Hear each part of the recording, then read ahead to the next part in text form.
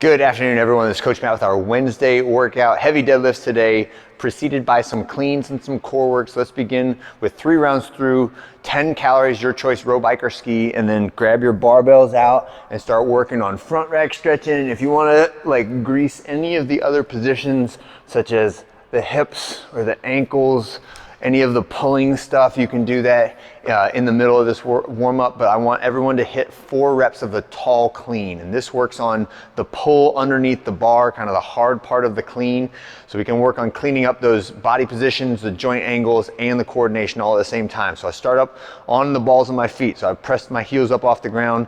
I row that bar up to somewhere in my mid torso. I say round belly button to sternum height is a good spot. And then I initiate with a pull of my arms, dropping my body underneath to catch in a stable position, and then standing tall, reset to that scarecrow position, and again, pull yourself underneath it and catch and stand, okay?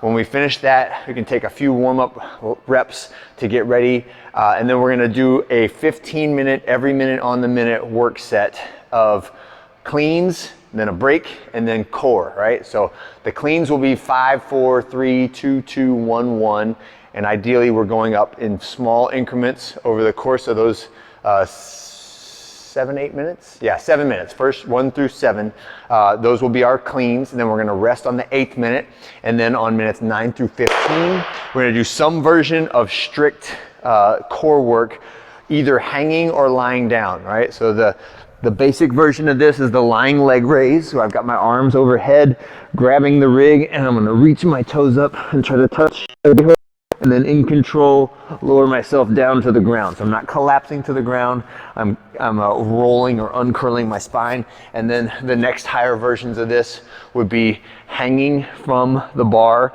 and touching my feet to the ground and trying to raise my legs up in front of me and then back down. And then the most challenging version is my feet don't touch the ground and I get all the way to my bar and then in control, lower myself back down, okay? So both of those, or all of those, emphasize the eccentric elongation of my shoulders, my serratus anterior, as well as the muscles of the stomach, the front side, the rectus abdominis, right? So there's all of these are involved. And then if you go from the hanging version of it, you'll start to feel your quads, your hip flexors, basically everything in this anterior chain is gonna get smoked by those exercises. So I have a range of reps on that. If you can do 10 reps on the first round, but then you can only do 6 reps on the later rounds, that's totally fine. I would expect some fatigue to set in and you can't do quite as many in the amount of time that you have there. When we do these on the minute, I'd like to see you go no longer than about 40 seconds of work so that you get some rest in between each round, okay? When we finish that 15-minute block, that is the end of the structure of time, all right? So the rest of the session will be yours to do your deadlifts in, and the deadlifts do go up to relatively heavy percentages, right? So they start off at 2s and they go down to 1s, and there's no superset on this. So you can take as much rest as you want in between rounds. The percentage is left off of the last one, depending on how you feel. You can go up, you can go down, but get a couple heavy singles at the end of this deadlift workout. When you're finished with that, there is some optional extra credit for spine and knees out there.